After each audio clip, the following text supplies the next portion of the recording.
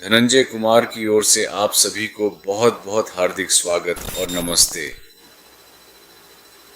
यह वीडियो उन सभी के लिए समर्पित है जो बुद्धिमान बच्चों के पालन पोषण में रुचि रखते हैं या योगदान दे रहे हैं, विशेषकर उन ज्ञानवान शिक्षकों के लिए जो बच्चों को शिक्षा प्रदान करते हैं और उनके भविष्य को आकार देते हैं। तो जो विषय मैंने आज चुना है वह एक बहुत ही महत्वपूर्ण विषय है कि हम अपनी बाहरी दुनिया के साथ अपने जुड़ाव की गुणवत्ता को किस प्रकार से और अधिक बेहतर बना सकते हैं। मुझे व्यक्तिगत रूप से लगता है कि यह बच्चों के लिए जानना या उन्हें विस्तार से समझाया जाना बहुत ही आवश्यक और महत्वपूर्ण है। तो जब मैं बाहरी दुनिया कहता हूँ, मेरा मतलब है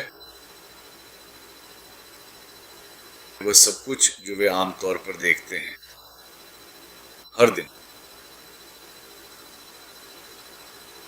सबसे पहली बात है टेलीविजन और विज्ञापन के क्षेत्र में जो कि भरा हुआ है। कई बार ऐसा होता रहता है, लुभावनाओं और ध्यान भटकाने वाली चीजों से वाली है और आपके चुनाव। तो खासकर छोटे बच्चों को लेकर एक बड़ी चिंता है जो अपना बहुत अधिक कीमती समय टेलीविजन देखने में बिताते हैं या किसी न किसी तरह से इसकी लत या बुरी आदत डाल लेते हैं, जिससे उनके विकास और स्वास्थ्य पर नकारात्मक प्रभाव पड़ सकता है। तो मैंने खुद पर एक प्रयोग किया है और ये सफल रहा है। ज़्यादा टीवी नहीं देखता जब तक कि मैं खुद न चुनूं कि मुझे क्या देखना है। ये है कि किसी भी 1 या 2 घंटे की अवधि में आप बहुत सारी निरंतर हलचल, बहुत सारी बातें, बहुत सारी आकर्षक तस्वीरें, बहुत सारी विभिन्न आवाज़ें देखते हैं और बहुत सारे चमकीले रंग भी, ये सब एक साथ होता है। तो आपकी आंखों को ये समझने के लिए बहुत मेहनत करनी पड़ती है कि वास्तव में क्या हो रहा है। लेकिन कुछ बातें उल्लेखनीय हैं। सबसे पहली बात, बच्चे प्रभावित होते हैं जब वे टेलीविजन देखते हैं। वे टेलीविजन को अपने और समाज में बाहर जो कुछ भी हो रहा है उसके बीच एक महत्वपूर्ण, प्रभावी और निरंतर मध्यस्थ के रूप में देखते हैं। तो ये चीज़ें हैं जिन्हें वे पहले बताएंगे, वे पहले नोटिस करेंगे और अगर आप उनसे पूछें तो वे आपको बता सकते हैं। सबसे पहली बात, वे बहुत अधिक शोर सुनते हैं, यहाँ तक कि जब कोई व्यक्ति सामान्य रूप से बात कर रहा होता है या किसी फिल्म में स्पष्ट संवाद चल रहा होता है तब भी उन्हें यह शोर परेशान करता है। बहुत सारा संगीत भी चल रहा होता है जिसमें विभिन्न प्रकार के वाद्य यंत्रों का प्रयोग किया जाता है। अगर कोई ढोल बजा रहा है या आजकल के आधुनिक गानों और संगीत रचनाओं में भी एक बहुत ही गहरा और प्रभावशाली बांस साउंड, ढोल की थाप और डम डम डम डम की गूंज होती है जो श्रोताओं को अपनी ओर आकर्षित करती है। बहुत कम ही आप कोई हल्का और मधुर संगीत सुनेंगे। वायलिन या बांसुरी, अगर वायलिन या बांसुरी का इस्तेमाल भी होता है तो वह भी बीच बीच में टुकड़ों में होता है। बहुत तेज गति और बहुत उच्च डेसिबल का संगीत बजता है जो पूरे वातावरण को गुंजायमान कर देता है। तो एक छोटा बच्चा जो अभी इस विशाल दुनिया को खोज रहा है और उसे समझने का प्रयास कर रहा है, शायद ये सोचेगा कि जो कुछ भी मैं देखता हूँ ये पूरी दुनिया बहुत ही शोरगुल वाली है और बहुत रंगीन है और हर समय कुछ ना कुछ हो रहा है। तो उस गहरे प्रभाव और सूक्ष्म अवलोकन के साथ बच्चा अनजाने में उसी दिशा में स्वाभाविक रूप से बढ़ेगा जब वह बड़ा होगा कि उसे भी बहुत अधिक व्यस्त, बहुत अधिक शोरगुल वाला और बहुत अधिक रंगीन होना है।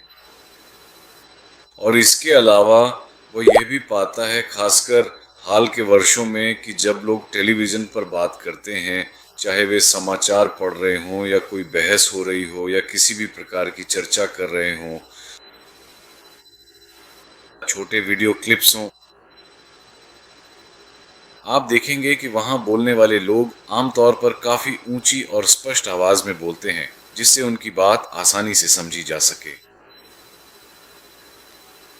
अगर मैं ऐसे बात कर रहा हूँ, तो लोग आमतौर पर ऊंची आवाज़ में बोलते हैं और वे समझा रहे हैं, वे आपको कुछ दिखा रहे हैं, तो आप देख सकते हैं कि लोग ऊंची आवाज़ में बोल रहे हैं और वे आपको कुछ दिखाने की कोशिश कर रहे हैं। शायद मैं थोड़ा बढ़ा चढ़ा कर कह रहा हूँ, लेकिन शांत, सहज और समझने योग्य बोलचाल में एक महत्वपूर्ण फर्क होता है। शब्द स्पष्ट रूप से और सावधानी से बोले जाते हैं, जबकि बहुत तेज, ऊंची और तेज आवाज़ों की तुलना में यह एक महत्वपूर्ण अंतर है। तो बच्चा सोचेगा कि ये तो घर जैसा लगता है। आप जानते हैं, मेरी माँ, पापा और परिवार इतने तेज और ऊंची आवाज़ में नहीं बोलते, लेकिन शायद हम अलग हैं।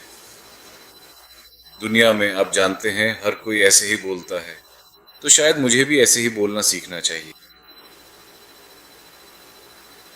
फिर वे यह भी देखते हैं कि किसी भी कार्यक्रम, डॉक्यूमेंट्री, फिल्म या किसी कहानी में हर 1 या 2 मिनट में अचानक सब कुछ रुक जाता है। यहाँ तक कि गाने के बीच में भी अचानक रुक जाता है और फिर एक विज्ञापन शुरू हो जाता है। बिल्कुल, उनके पास इसे इस तरह करने का अपना कारण है।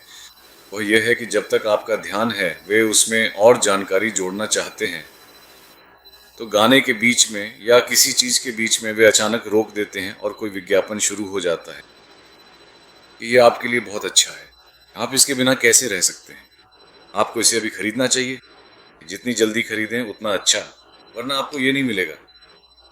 तो ऐसा एहसास पैदा किया जाता है कि आपको अपनी कुर्सी से उठकर उसके पीछे भागकर उसे पकड़कर घर लाना ही है। इसमें एक तरह की जल्दी होती है, क्योंकि आपको सोचना नहीं चाहिए, क्या मुझे इसकी ज़रूरत है, क्या मैं इसे खरीद सकता हूँ, क्या मैं इंतज़ार कर सकता हूँ। क्योंकि ये सारे विचार, अगर आपको सोचने का मौका मिल गया तो शायद आप इसे खरीदने के लिए जल्दी न करें। तो विचार ये है कि आपको सोचने, मूल्यांकन करने और विश्लेषण करने का समय न दिया जाए और फिर निर्णय लिया जाए, बल्कि जैसे ही आप देखते हैं आप तुरंत प्रतिक्रिया दें और अगर संभव हो तो ऑनलाइन खरीद लें या अपने माता पिता को खरीदने के लिए कहें।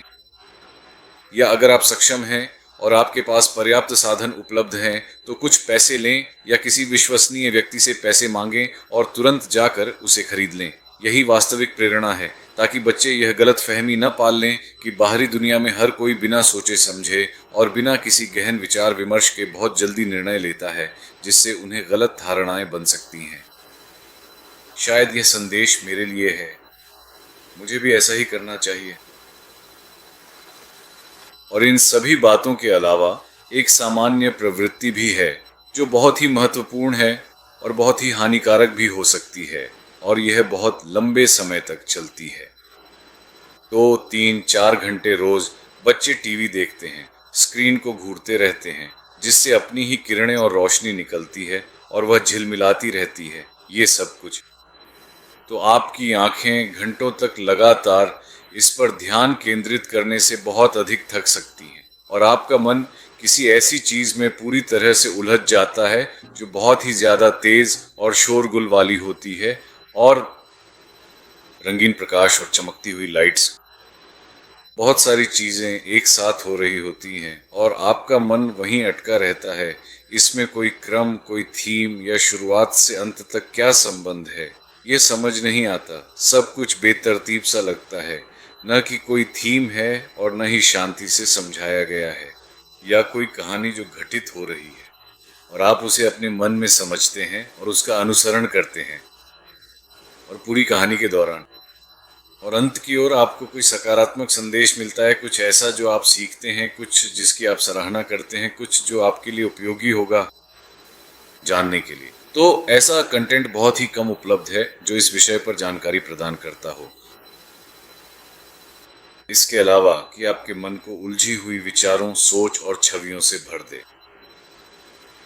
तो मैं ये इसलिए कह रहा हूँ कि मैं टेलीविज़न की बिल्कुल भी आलोचना नहीं कर रहा हूँ। मैं ये स्पष्ट रूप से कह रहा हूँ कि इसका हमारे बच्चों पर जो गहरा प्रभाव पड़ सकता है, वह वास्तव में बच्चों को इस तरह से बढ़ने में बिल्कुल भी मदद नहीं कर सकता, जो अधिक शांत, बहुत शांतिपूर्ण, अत्यधिक जिज्ञासु और सीखने के प्रति उत्सुक, ज्ञान आधारित तथा बुद्धिमत्ता आधारित हो। और साथ ही समाज में जो गंभीर समस्याएं लोगों को बहुत अधिक नुकसान पहुंचा रही हैं, उनके प्रति भी सभी को जागरूक रहना चाहिए और बच्चों को भी प्रेरित करें कि वे उन समस्याओं को गहराई से पहचानें, उनके प्रति सच्ची सहानुभूति महसूस करें और उनके मन के किसी कोने में यह महत्वपूर्ण विचार हमेशा होना चाहिए कि ठीक है, ये वे वास्तविक समस्याएं हैं जिनका लोग प्रतिदिन सामना कर रहे हैं, जैसे कि गरीबी है, भूख है, संघर्ष है, शोषण है और कुपोषण है। ये सारी चीजें हो रही हैं। शायद जब मैं बड़ा हो जाऊं तो मैं इसके बारे में कुछ कर सकूं। अब अगर यह विचार आता है और कुछ समय तक वहां बैठा रहता है तो उन्हें तुरंत कुछ करने की जरूरत नहीं है, लेकिन यह विचार बढ़ता है, विकसित होता है और उन समस्याओं को हल करने के रास्ते तलाशता है जिन्हें उन्होंने देखा है। मैं यह नहीं कह रहा कि आप बच्चों पर ढेर सारी समस्याएं थोप दें, लेकिन अगर वे किसी समस्या को जानते हैं या आप उन्हें यह दिखाते हैं कि मेरे बेटे मेरी बेटी देखो, दुनिया में एक समस्या है जिसे अब तक हल नहीं किया जा सका है और हमें उसकी मदद करने की कोशिश करनी चाहिए। बच्चे इससे प्रेरित होते हैं क्योंकि उनका मन न केवल जिज्ञासु होता है बल्कि उसमें समस्या सुलझाने की क्षमता भी होती है। इसलिए मन के समस्या समाधान वाले पहलू को जगाना, समस्याओं के समाधान ढूंढना उन्हें लंबे समय में मदद करेगा और समस्या सुलझाने की रणनीतियां विकसित करने में सहायक होगा। उन्हें तुरंत कोई कार्रवाई या प्रतिक्रिया करने की जरूरत नहीं है, लेकिन वे विचार करेंगे, वे मनन करेंगे। शायद वे कुछ ऐसा देखेंगे जो समस्याओं के समाधान की ओर इशारा करता हो। और इसके अलावा एक टैबलेट या कंप्यूटर स्क्रीन भी मौजूद है, तो कुछ घंटे उसमें और कुछ घंटे इसमें जोड़ दें तो आप जानते हैं यह दिन के 1/3 हिस्से के बराबर हो जाता है। ये बहुत बहुत हानिकारक हो सकता है। इसलिए विवेक और समझदारी से काम लें। स्क्रीन के उपयोग को सीमित करें, स्क्रीन पर लगातार देखने को सीमित करें। यह आंखों के लिए बिल्कुल भी अच्छा नहीं है, ये गहरी समझ और गहन चिंतन के लिए भी अच्छा नहीं है, ये एकाग्रता और ध्यान केंद्रित करने के लिए अच्छा नहीं है और निश्चित रूप से यह आपके बहुमूल्य समय का सबसे अच्छा उपयोग भी नहीं है। समय को चिंतन, ध्यान, विश्राम, खेल, जिसमें पहेलियां और खेल भी शामिल हैं, के लिए भी पर्याप्त समय देना चाहिए। यह महत्वपूर्ण है। तुलनात्मक रूप से देखें तो इनका भी समान या उससे अधिक महत्व हो सकता है। तो मुझे उम्मीद है कि मैंने इस विषय पर अपना अनुभव अपने बच्चों और पोते पोतियों के साथ साझा किया है। मैं बस अपनी समझ, जो मैंने देखा है, वही साझा कर रहा हूँ और मुझे आशा है कि ये सुझाव और संकेत आप सभी के लिए किसी न किसी रूप में उपयोगी होंगे। देखने के लिए धन्यवाद और हम जल्द ही फिर मिलेंगे।